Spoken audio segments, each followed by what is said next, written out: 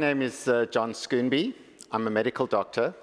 I'm South African, but I've been in Switzerland for 11 years now. I'm the Global Chief Medical Officer of Swiss Re, which is one of the biggest reinsurers in the world. So we reinsure the direct insurance companies like Allianz and Zurich Insurance. And I want to talk to you today about the great thing that is happening in Burghausen, thanks to Josephine. So you'll see at the top it says, celebrating 100 years of ketogenic metabolic therapies. This is not new. We've been doing this for 100 years. It started off originally with,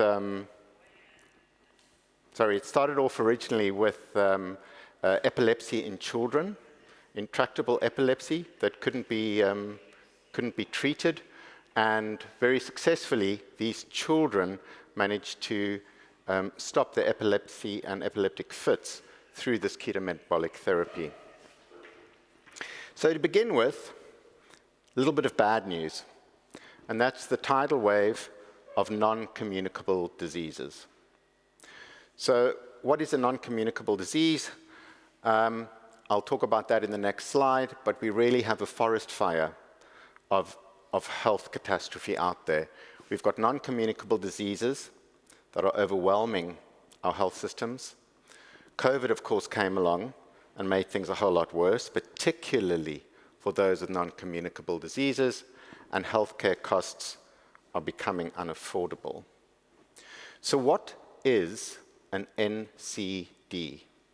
I heard Josephine say, nicht übertragbare Krankheiten. Right? So these aren't things we pass to other people. They're not acute infections. It's not COVID-19.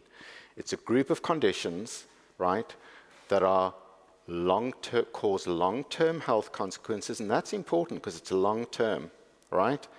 And it needs long-term treatment and care.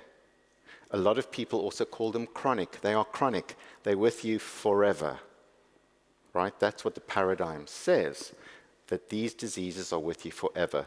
It includes things like autoimmune diseases, cancers, heart disease, strokes, diabetes, obesity, hypertension, right? How bad is it? So the World Health Organization says that it kills 41 million people each year, about 70% of all deaths globally, right? Non-communicable diseases. In Europe, in the EU, the four major ones, right? So that'll be cancer, heart disease, diabetes, and hypertension, costs the EU 25% of their health spend. 25% of the money spent on health is for these non-communicable diseases. It's equivalent to 2% of the GDP in the EU. Guess what? They're mostly preventable. So this is just looking at Germany and looking at obesity and overweight. It's just one example of a non-communicable disease.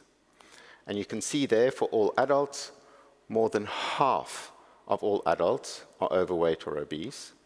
When people are diabetic, you can see that over 85% of diabetics are overweight, right? This is a catastrophe. And just to highlight costs in fact, I'll go to the next slide and then I'll tell you about that other statistic. So you can see there, this data is from the OECD on Germany, and they just talk about overweight. So it's just about overweight and obesity, no other NCD, right? And you can see there, 10% of Germany's health expenditure, 10% is spent on overweight, right? That's huge. And then if you look down here, again, you can see that in terms of what it costs each German citizen, it's an additional 430 euros in taxes every year, just for the NCD of being overweight. We also look at things like dementia.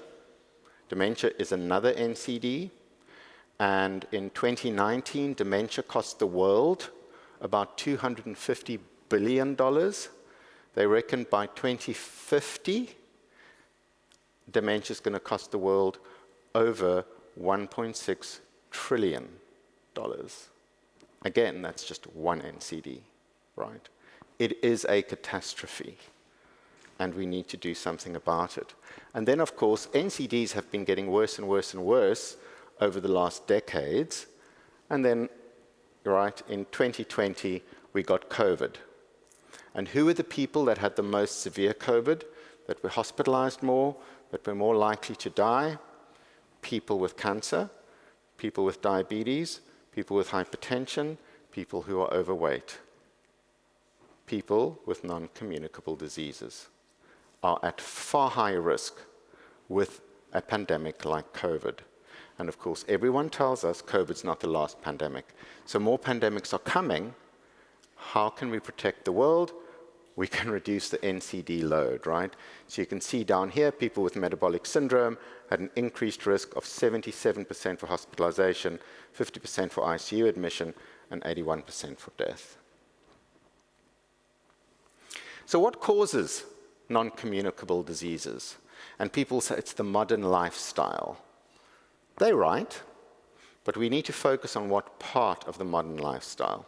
And so we need to dig a little bit deeper and look at root causes and mechanisms. So again, here you can see the WHO talks about metabolic risk factors, right? Increases the risk of NCDs, metabolic risk factors. What are those? So they talk about blood pressure, being overweight, hypoglycemia, that's high blood sugar, or hyperlipidemia, high inverted commas cholesterol. They really mean low HDL and high triglycerides.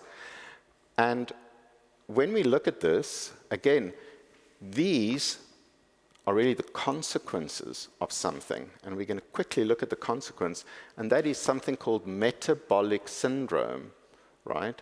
So Josephine talks about ketogenic metabolic therapies. It's the metabolism of the person that has gone wrong.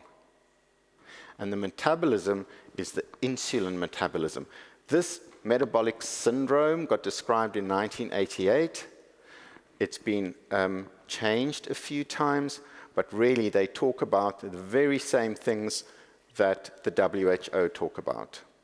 So what causes metabolic syndrome? Lots and lots of insulin. And what makes insulin? Glucose and carbohydrate that we eat. And when we eat too much of it, it makes us ill. On the right-hand side, you can see that graph going up is your glucose level. And typically what happens is eventually you become pre-diabetic, then you become diabetic. And what the world thinks, and what medicine thinks, because we like to categorize stuff into buckets, is that as long as you're below the yellow line, you're healthy. So as long as you're within that big red circle, normal glucose tolerance, you're healthy. But guess what? A lot of people in that red circle are getting heart attacks, are getting strokes, are getting cancer, are getting dementia, are getting hypertension, right? So you don't have to be pre-diabetic or diabetic to be insulin resistant. You can be insulin resistant in there. Here's a statistic. A study in 2019 showed only 12% of Americans, 12% were metabolically healthy.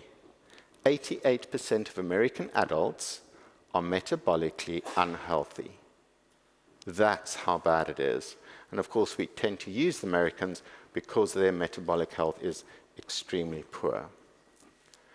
And then what I wanted to do was just show you that a lot of people stop at insulin and they think it's all about insulin.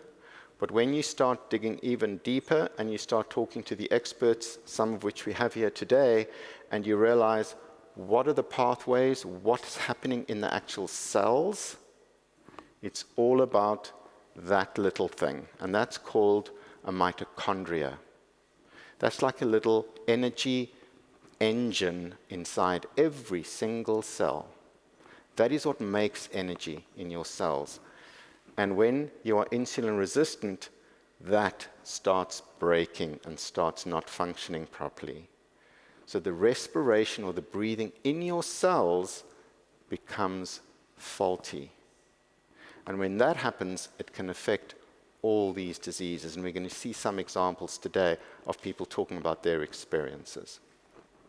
So, we have a solution, right? Which is great. And that is the European Keto Life Center, right? The plan is to fix metabolic health using ketogenic metabolic therapy. So how do you fix it? Where do people go when they're ill? They go to their doctors. Their doctors generally don't know about this, right? So what do? We educate health professionals. And we've been doing that for quite a few years now. The first conference was in 2019 in Burghausen in Switzerland. And then there was a break because of COVID. We've just finished our second conference, amazingly successful, right? And a huge number of continued medical education credits that doctors can receive for being there. So we had a huge number of people, a great turnout this year, and it was fantastic. The other thing we're doing is having remote learning CME. So again, continual medical education, and you can see it's in English. There are also some parts in German now, and this is accredited across Europe and other countries outside of Europe. And then finally, and this is the really exciting thing that the health pilot is all about, is that we are creating a post-grad training curriculum and qualification for doctors, nutritionists, and dietitians, and mentors in keto metabolic therapy. This is just a photo of all the speakers in Burghausen 2 weeks ago. So what is this health pilot and what are we doing? Well, across multiple conditions, right, including all the NCDs that I mentioned to you, we are following the Bundesärztekammer structure and requirements for a post-grad qualification. It includes 100 hours of e-learning. It includes 120 hours of practical training with patients. And what we've just done this week is quite a few of us have spent the whole week in the office of the European Keto Life Center, and we've set up the curriculum and the program for this post-grad training. We've recorded many, many hours, most of the 100 hours that we need for the e-learning, and we sat and we created a structure and curriculum for the pilot week that we're going to be doing early next year. And in this pilot week, we bring together patients, and we bring together doctors, and nutritionists, and mentors, and we allow people to, when we're testing the concept, that we can get this passed as a post-grad training course. So the pilot will include 6-month interactive program with in-person sessions. There'll be 2 in-person sessions during the 6 months, and as I said, it'll include doctors, patients, dietitians, and mentors. So this could really change the NCD landscape and completely revolutionize healthcare. So this OECD statistic mentioned that for every €1 invested, up to €6 are returned in economic benefits. And this is just for obesity. So imagine when we start tackling dementia, diabetes, and all the other NCDs. The possibilities are enormous. And to think that this has started in Burghausen, you have a castle that puts you on the map, a very beautiful castle, but this is another thing that could really put Burghausen on the map. This is really a world first and can springboard a change in healthcare around the world. Thank you very much.